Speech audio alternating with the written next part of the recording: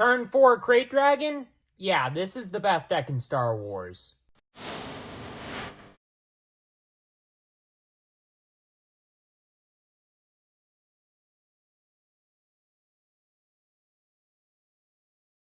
Hello and welcome to the table, and today I am back with another Star Wars Unlimited deck tech video. This time for, in my opinion, the best deck, and up there for one of the most expensive in all of Star Wars Unlimited. So, to kick things off, I got the leader, Han Solo, an aggression, heroism leader that has an action to exhaust himself and play a unit from your hand. It costs one less, but you do have to deal 2 damage to it when you play it. And once you have 5 or more resources, you can flip Han as an epic action into a 3/6 that has an action. You can play a unit from your hand, it costs 1 less, and you deal 2 damage to it. It's a pretty straightforward leader, but it's pretty powerful too. Because, you know, cheating costs in any trading card game, pretty powerful thing, and that is no exception here. And with all of the brand new cards from this set, we need some force generation, so I got Jedi Temple, a command, a green base, alongside Han Solo, 28 health base that says when a friendly force unit attacks, the force is with you, so you get to create the force token. Now, looking at the main deck itself, there isn't really, like, any specific cards that do specific things. I mean, sure, there's some cards that really, like, ramp you, are really focused on ramping you. There are some just really big stuff, but I'm just going to go from the bottom of the curve all the way to the top. So, let's start off with the 1 costs, starting off with Force Throw. A 1 cost red event that says choose a player, that player discards a card, and if you control a force unit, which you're pretty much always going to, then you may deal damage to a unit equal to the cost of the discarded card. So, interaction and ways to just get rid of cards from the opponent's hand for a single resource is pretty freaking powerful. And yeah, Force Throw, it is one of the best cards that has come out of set 5, and that has gotten better because of set 5, and this deck is a highlight of that. But then I got 2 copies of Timely Intervention, a green event that just for 1 resource says play a unit from your hand, it gets ambush, and you can smuggle it for 2. It's simple, but it's powerful, and when you need it, it can be the way that you just win the game. It's pretty simple. But then, as another 1 cost secretly in this deck, I got Adigalia, a 2-resource 2/4 that when an opponent plays an event, deals 1 damage to that player's base. It's pretty powerful because, you know, every deck pretty much has an event or has events, and a lot of them are really going to want to play, and punishing the opponent for playing those events is a good thing. And this is a force unit, and you can play it on turn 1 no matter what. So yeah, pretty solid. Then I got Gunji, a 2-resource 2/5. It's vanilla, it's kind of nice and simple and plain, but it's a pretty powerful card. It's an above rate card no matter what cost you play it at, whether it's 2 resources or 1 resource. But speaking of 2 cost cards, let's get into the secretly 2 cost cards. The first one, and one of the most powerful ones, being Blue Leader. A 3 cost 3/3 ambusher in space that when played, you may pay 2 resources to then move it to the ground arena and give it 2 experience tokens. So it's flexible, it's ambush, it's interaction, it's just a good, solid card. And it's a good, solid body. What's not to like about this card? It's just good. Then I got Grogu, one of the MVPs of the deck, because one of the downsides of Han Solo is, yeah, you get to play stuff that costs less from hand, but you have to deal damage to it. Grogu takes that and then just discounts all of the disadvantage once per turn. For 3 resources, secretly 2, this is a 1/6 hidden unit that hidden comes into play a lot. As an action, you can exhaust him and heal 2 damage from a unit. That's right. Any unit. Han deals 2 damage to a unit that you play for 1 less. Works out pretty conveniently. And as a bonus, if you do, you deal that much damage to a unit. So it's both interaction, it's healing, pretty much always healing every single turn, and it's harder to remove because of that hidden. So no matter what, every way you look at this card, it is absolutely insane in Han. Absolutely freaking insane in Han. But speaking of pretty sweet cards, I got Obi-Wan Kenobi, one of the ways to keep Grogu around for a little bit longer. Because this is a 3-resource, secretly 2 cost, 3/5 that when you play a force unit, including itself, it gets Sentinel for the phase. So it's 3/5 Sentinel that's just gonna pretty much perpetually be Sentineled. Have Sentinel. So yeah, it's just a really solid card. No matter what situation you're in. But then, getting into the 3-cost and secretly 3-cost cards, I got Resupply. A 3-cost event that just says, put it into play as a resource. It ramps ya, and it is one of the ways that you can get to a turn 4 KRAYT Dragon. It's not the way that you play KRAYT Dragon on turn 4, but it can help you get there. And all around, it's just a really good way to allow you to get into your top end, which there's quite a bit of that in this deck if you couldn't already tell. But then, the card that does allow you to get to KRAYT Dragon on turn 4, General's Blade. Another one of the MVPs of the deck, a 3-cost upgrade that gives a 3/3 buff to a non-vehicle unit, and if the attached unit is a Jedi, which pretty much every single Force unit in this deck is a Jedi, it has an on-attack. It gets an on-attack of saying the next unit that you play this phase costs 2 whole less resources to play. So basically how it works is you play something on turn 1, just any Force unit. Then turn 2, you play something like an ETH Koth or a Resupply. Then turn 3, you play a General's Blade on one of your Force units. And then, you know, you got a bigger Force unit, something that's a little bit harder to kill, and something that just comes in for more, but most importantly, gets that on attack. Then turn 4, you come around, attack with that General's Blade, with the thing that has the General's Blade on it, gives a 2-cost deduction to the next unit you play. Then use Han, make the next thing that you cost an additional 1 less to play, and then you play KRAYT Dragon on turn 4. That's right. It's a pretty sweet, nifty little combo. And yeah, General's Blade is the way that that works. And even if it isn't playing a KRAYT Dragon on turn 4, it's letting you play a Yoda a turn, 2 turns earlier, Home 1, Clarence Beck, Rebellious Hammerhead, Mace Windu, Poe Dameron. It's just like, it can supercharge you and your ability to play any of your big, massive butts, boys in this deck. But then there's ETH Koth, which I talked about just a second ago. It's a 4-resource, 5/4, and when it's defeated, you may use the Force, and if you do, you put it into play as a resource. It's one of the few cards that needs the Force token in this deck, but it is still a very good one, because when you use the Force to get its effect, you know, just putting it into play as a resource is a pretty solid effect, because ramp in this deck, like I've already said, is good.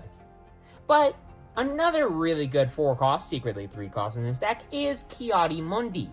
A 4-resource 4/4 that when played, you may use the Force, and if you do, you draw 2 cards.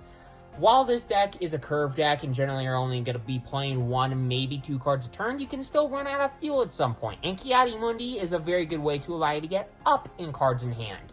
Especially considering there are additional ways to either get rid of some stuff from your hand, and get some other effects, some bonus effects, or, you know, you actually need to care about how many cards are in your hand for a certain effect on a certain card that I'll get to later. But speaking of a card that cares about, you know, you having a big hand to get more benefits out of it, I got Poe Dameron. One of the few units in this deck that is not a Force unit, but still makes the cut because it's just a busted card. Poe Dameron. It's a 5-resource 6/6. Great start. It has an on-attack of saying discard up to 3 cards from your hand, and for each card discarded this way, you choose one of the following abilities, whether it's dealing 2 damage to a unit of the base, defeating an upgrade, or making an opponent discard a card from their hand. No matter what, you're gonna get some amount of value off of that on attack. Because, I mean, dealing damage, that's good interaction. Defeating an upgrade, especially against some of the set 4 leaders that flip into upgrades, or can flip into upgrades, that's a really good way to get rid of them. Or just making the opponent go down more cards in hand is a really good way to allow you to win the war, and Poe allows you to do that every turn, potentially. So yeah, Poe, very, very good card. But then I got Mace Windu, another really solid card, honestly, that has come out of set 5. One of the more powerful ones, in my opinion. It's a 6-cost 6/6 Overwhelm, which, it's a fine start. It's not Poe, but still. But it does have a 1 plate of saying you may use the Force, and if you do, you get to deal 4 damage to a unit. So generally speaking, you are for usually 5 resources, playing a 6/4 Overwhelm body that on play kills something with 4 or less HP left. Anything on the board. Or just deals 4 damage to the unit and makes it easier for you to kill it later down the line. So no matter what, Mace Windu is a really solid card, and with the fact that you're pretty much always going to have the Force token to use that when played, just makes it really, honestly nuts. But then, a card that cares about having so many cards in your hand, Rebellious Hammerhead, another 6 cost, a 6 cost space unit, 5/7 space unit, that when played you may deal damage to a unit equal to the number of cards in your hand. So yeah, gets really good if you play a Ki-Adi-Mundi, because it's just more cards in your hand. It's going to make this card more powerful. In addition, it's a 5/7 body, so it's a good stat body, and it has a one play that's generally going to kill something, and depending on how many cards in your hand, maybe just one of the bigger, if not the biggest thing on your opponent's board. So that's pretty solid. But then I got Kalaran back. This card is really solid. This is another really powerful card that is coming out of set 5, and it's another Force unit. And it's another unit you can play for cheaper, because Kalaran Beck is a 7 cost 7/7 that when played you may search the top 7, well you do search the top 7 cards of your deck for a unit, reveal it, and you play it, and it costs 3 less to play. So you could play something like a Grogu for free, you could play something like an Obi-Wan Kenobi for free, you could play something like a Blue Leader for free, you could play something, see what I mean? Kalaran Beck is a really, really good card to allow you to just get, boom, 2 cards in one. Which, in the world of Star Wars Unlimited, a game that cares about you having the biggest board or the strongest board and getting the most advantage off of your board state, Kalaran Beck is a really, really good card. And the fact that this is only an uncommon makes it that much more powerful. But then, getting into the more, at least, expensive legendaries, I got Home 1. Not really an expensive legendary, but still, one of the many legendaries in this deck. And Home 1 is actually a really solid legendary in this deck, because, yeah, this deck can be, at least, a little bit slow, and there are ways to interact, but not a ton. So, restoring life can be one of the ways to allow you to win the race, or stay in the race, in order to actually beat out your opponent.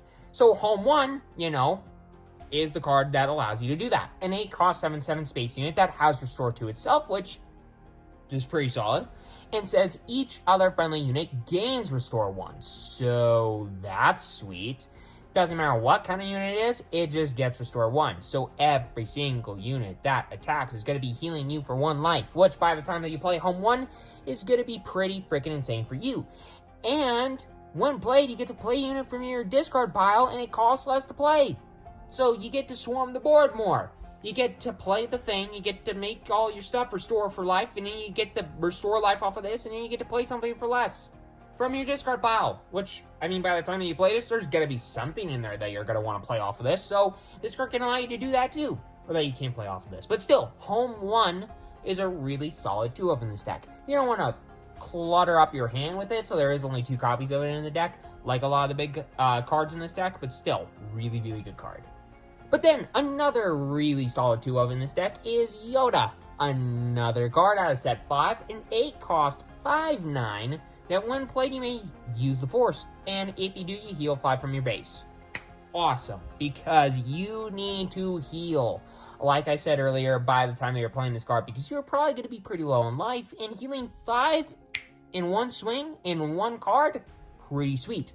And whenever you use the Force, you may deal damage to a unit equal to twice the number of units you control, which by the time you play Yoda, probably going to be a decent amount. Or if you play Yoda really quickly, then, I mean, sure, you might not be dealing as much damage, but the stuff that's going to be out on the board is going to, 1, have less health, and 2, you're just going to be happier because you got a big, fat body that heals 5, and yeah, just is awesome for you.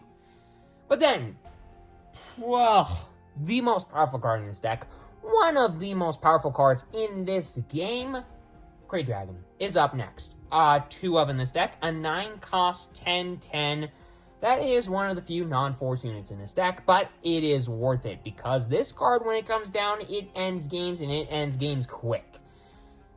Because this 9 cost 10/10 Overwhelm has an effect, a really powerful one, that says when an opponent plays a card, you may deal damage equal to that card's cost to their base or a ground unit they control. It kills units. it deals damage. It's a giant body. It has Overwhelm, so it can go into stuff, overwhelm through, and deal more damage to the opponent's face. No matter what you're doing, when this card comes down, you feel on top, and it can crawl, it can get you back into a game on its own. So yeah, that's the deck. It goes from, okay, not a lot. I mean, I'm playing some stuff earlier than I should be. It's going good, Okay, I'm getting some good value, and boom, massive giant body. So yeah, it's a pretty sweet deck, and it is probably, in my opinion, the best deck in all of Star Wars Unlimited. So with all that aside, hope that you enjoyed this video. Make sure you hit that subscribe button, hit that like button. It's completely free, you won't regret. Have a great rest of your day, everybody. Hope that you're enjoying Set 5 as much as I am, and I'll see y'all next time.